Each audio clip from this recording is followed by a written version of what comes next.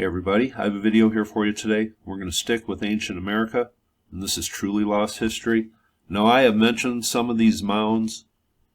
The material in them seems some of them had clay that was burned, some of them had a layer of stone. But were some of these actually stone pyramids? Well, none of them that I have mentioned so far seems to be a stone pyramid. Some of them had layers of stone in them, and I mentioned that, especially the Miamisburg mound. But what I found last night, well, seems we had a stone pyramid right in the middle of Ohio, and it was removed and never really mentioned again. Let's go down to Buckeye Lake, it is called today, and the name of this has changed a couple times. It was known as the Big Swamp originally, and then it was known as the Licking Summit Reservoir. I believe that was the name of it. And today it is known as Buckeye Lake. Pretty good sized body of water. But the history here seems to be about 200 years ago. They needed a bigger water source for the Erie Canal. And here, I think it flows from the bottom of the screen here. Built about 200 years ago. So what they did is they built quite a good size dike right here, or a dam, and that's what formed this reservoir known as Buckeye Lake today. 200 years ago, this was quite a project. I guess there was some controversy here about 2 or 3 years ago where a report was put out that really questioned the stability of this 200-year-old dam or dike or whatever you want to call it. So I was just doing some reading and I was shocked what I found. Now, when I was looking around YouTube last night, some videos popped up for the Erie Canal, and that comes from about 200 years ago. And I was just generally familiar with the Erie Canal, but what I really noticed, I was just looking at a few things that popped up. But the Erie Canal was built in the same region as some of these so-called Adena or Hopewell earthworks, and it's just south of I think the famous Newark earthworks. But here is a sign that comes from the Licking Summit area, and this really caught my eye. It says, digging out of the Ohio Erie Canal began in 1825, and the first canal boat navigated the deep cut at Licking Summit in 1831. The canal going north to Coshocton and south to Circleville.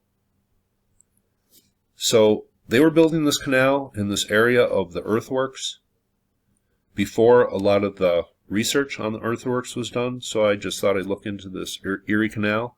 And what did they find anything building this? Well, now here we are. This is the very east side of the lake, and reports had a series of mounds about 1 mile east of the lake, so somewhere, I'm guessing, in this area. And there are a couple sites that look possible, but just traces of this site remain today. And what was found here, something that is totally unique to the ancient United States. Here is a diagram of what was found here in the early 1800s.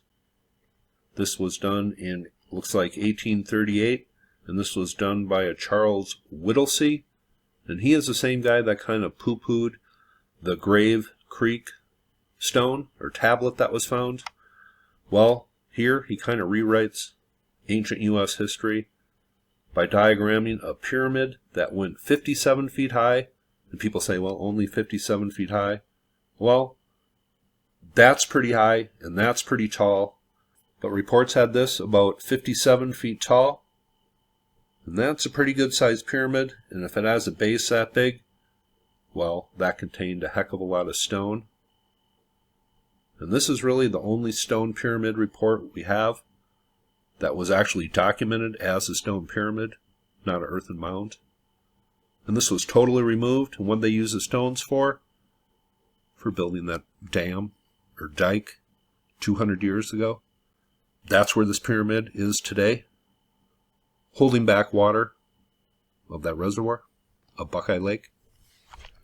So I just wanted to read any other reports, and this comes from a J.P. McLean in 1879. Perhaps the largest and finest stone mound in Ohio, and that's like hinting there was others, was that which stood about 8 miles south of Newark and 1 mile east of the reservoir on the licking summit of the Ohio Canal. It was composed of stones found on the adjacent grounds, laid up without cement, to a height of about 50 feet, with a circular base of about 182 feet in diameter. It was surrounded by a low embankment of an oval form, accompanied by a ditch, and having a gateway to the east. When the reservoir, which was about 7 miles long, was made, in order to protect the east bank so that it might be used for navigation, the stones from this mound were removed for that purpose. During the years 1831 to 1832, not less than 50 teams were employed in hauling them, carrying away from 10 to 15,000 wagon loads of stones from this pyramid. But a 57-foot high pyramid that had a diameter base of 175 feet or so, as it was described in a few different articles. But this seems like a pretty large pyramid. 50 teams, maybe 10,000 trips, wagon load. Obviously, they wouldn't be able to put a whole lot of tonnage on a wagon from 200 years ago. But the fact that they made 10 to 15,000 trips and had 50 teams of workers, and that this pyramid was big enough to supply stones, it was worth it for them to haul stones from one side of this present-day lake to the other to build a dam 200 years ago. This must have been a very good size stone pyramid, and I'm not sure if this drawing is totally accurate, but it's a stone pyramid coming from the middle of Ohio.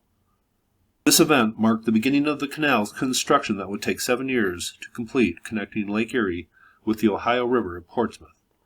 The engineering of the canal required the use of rivers where possible and channels dug where they were not. In many locations, feeder lakes were constructed to provide enough water to keep those channels filled. One of those feeder lakes was constructed south of Newark and was known as the Licking Summit Reservoir. It says, as construction on the Licking Summit Reservoir progressed, it was decided to protect the east bank of the reservoir from erosion, required a layer of stone.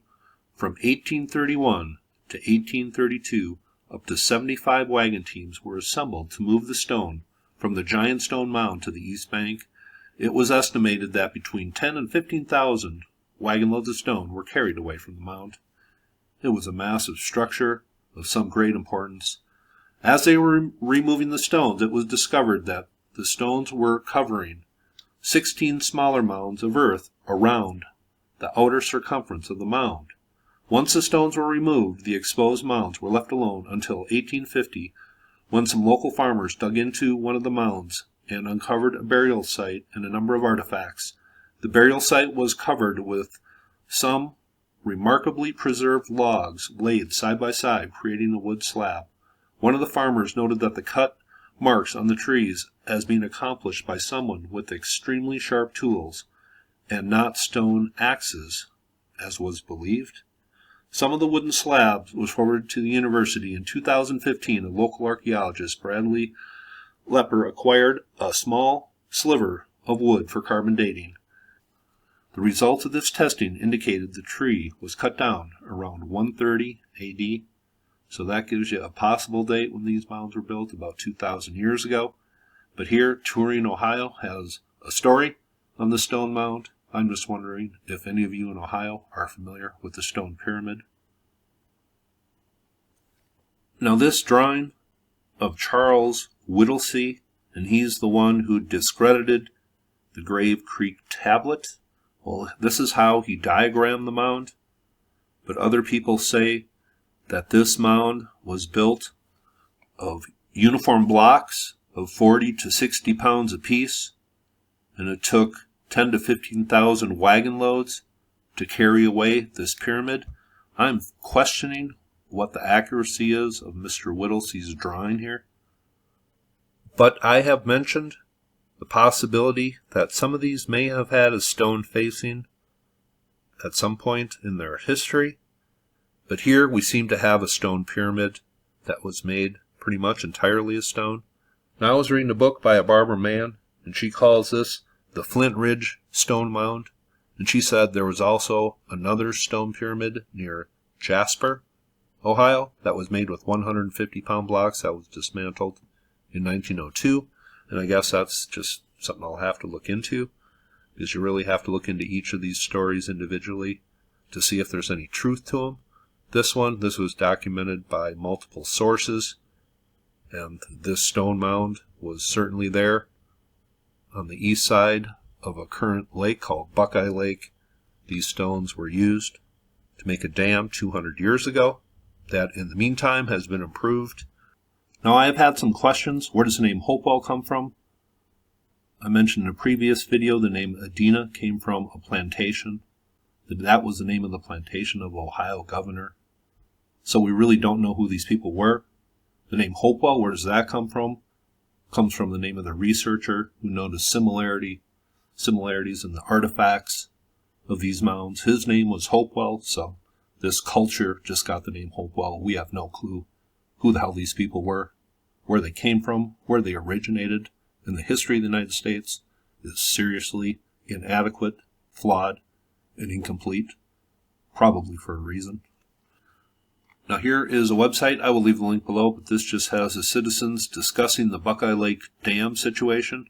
And it seems the dam was originally built about 200 years ago, and then there's a newer, modern dam here. But do you hear about that pyramid being disassembled for the original construction of the original dam? Well, of course not.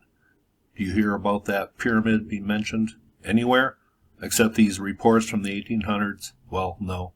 And that's exactly why I mention it here today. But 200 years ago in Ohio, they were dismantling a stone pyramid to reinforce part of a dam or dike. This is the history of Ohio. Any locals want to add anything or correct anything to this hurried research, please do. But I thought this was fascinating. But this is something that I wanted to talk about. Seems we had a stone pyramid right in the middle of Ohio, and it's verified. They took it apart 200 years ago to build a dam. I think this is hugely important. Hope you thought this was cool, and you all have a very nice day.